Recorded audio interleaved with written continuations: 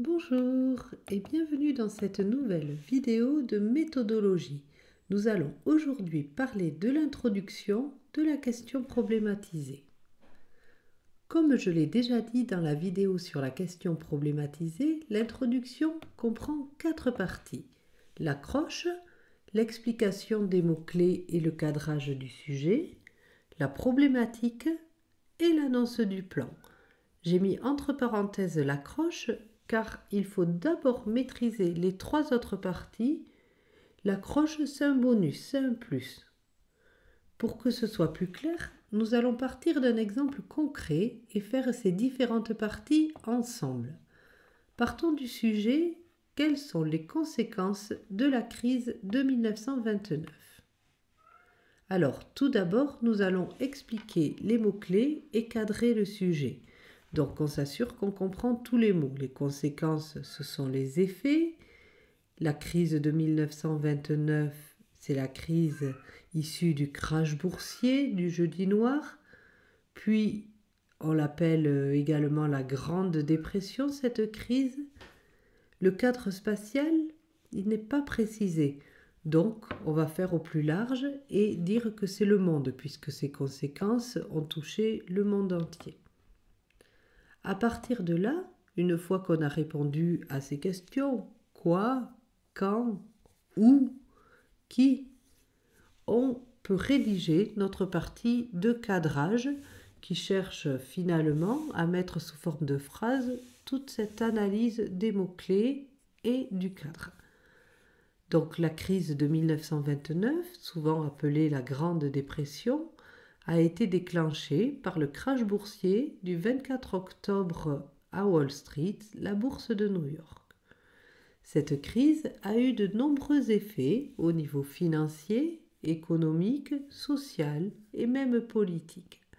Donc là, dans cette phrase, j'ai mis effet à la place de conséquence pour montrer que j'ai bien compris et j'ai mis les différents domaines pour montrer que j'ai réfléchi aux différents types de conséquences.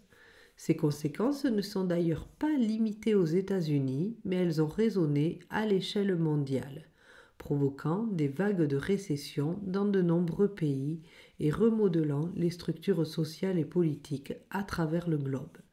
Là, j'ai indiqué mon cadre spatial, donc le monde.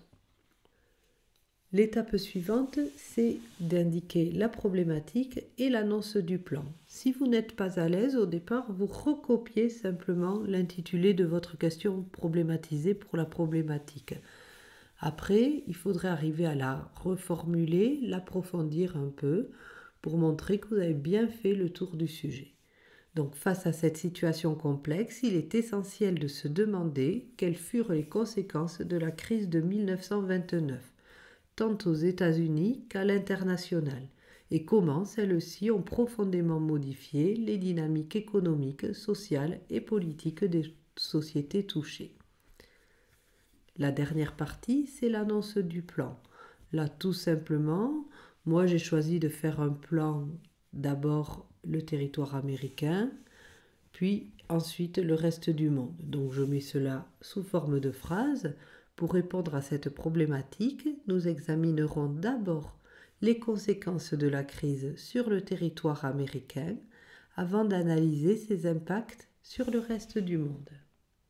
Alors, la dernière étape, qui est la première sur l'introduction, c'est l'accroche. L'accroche, elle sert à donner envie de lire le sujet.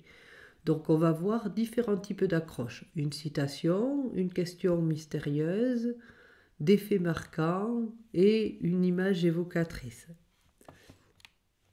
Alors partons tout d'abord de la citation. Donc là, ça dépend. Des fois, vous connaissez une citation qui peut être reliée au sujet. Là, j'ai pris une citation de Roosevelt. Alors, elle est reliée au sujet puisque Roosevelt était le président pendant cette crise. La citation elle-même n'est pas au cœur du sujet, mais elle peut permettre de l'introduire.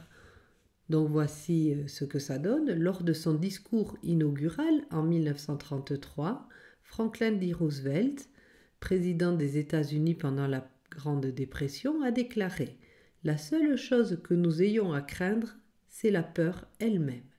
Ces mots ont particulièrement résonné à l'égard des millions de personnes plongées dans l'incertitude et le désespoir à la suite de la crise de 1929. Et ensuite, on attaque sur notre cadrage que l'on a fait tout à l'heure. Maintenant, une accroche type question mystérieuse. Donc on essaie de poser une question qui introduit le sujet, qui donne envie de le lire. Que se passe-t-il lorsque les fondations d'une grande puissance économique commencent à s'effondrer? Comment un événement, apparemment local, peut-il provoquer un cataclysme qui redessine les contours de nations entières? Et puis toujours pareil, on attaque sur le cadrage. Une accroche type fait marquant, chiffre. Pour une guerre, ça pourrait être le nombre de morts, par exemple. On peut l'utiliser facilement en géographie en donnant des statistiques clés. Ici, j'ai pris la chute du cours des actions. Donc en octobre 1929, le crash boursier de Wall Street a provoqué une chute de près de 90% de la valeur des actions en seulement quelques mois, plongeant des millions d'Américains dans la pauvreté et l'incertitude. Pour l'accroche type image évocatrice, vous fermez les yeux. Vous vous imaginez une scène de l'époque et vous la racontez comme si vous racontiez une histoire. Là, j'ai peut-être un peu exagéré avec le temps, mais bon, au moins c'est amusant et vous le retiendrez. Donc, ce que ça donne, imaginez-vous des files de personnes battues par le vent et la pluie, attendant devant les banques avec l'espoir d'extraire quelques centimes de leurs économies, alors que les rêves de prospérité s'effondrent autour d'eux. C'est ce tableau désolant qui a marqué les États-Unis à partir de 1929. Et puis on continue sur le cadrage comme pour les autres accroches. Bien que ce dernier type d'accroche puisse sembler moins scientifique, elle est efficace pour introduire un sujet, car une image peut susciter des émotions et une curiosité immédiate. De plus, c'est peut-être la plus facile à faire, donc autant essayer. Pour faire votre accroche lors des devoirs d'entraînement à la maison, vous pouvez utiliser l'intelligence artificielle. D'ailleurs, je pense que vous n'avez pas attendu mon accord pour le faire. L'intelligence artificielle peut vous aider à générer des idées, à approfondir vos connaissances de manière interactive.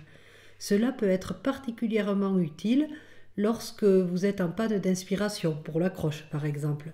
Cependant, il est essentiel de garder à l'esprit que l'intelligence artificielle n'est pas infaillible. Assurez-vous de vérifier les informations fournies, comparez-les avec ce que vous avez appris en classe.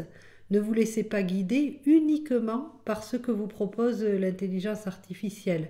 Utilisez-la comme un complément à votre propre réflexion. C'est vous qui devez garder le contrôle de votre travail.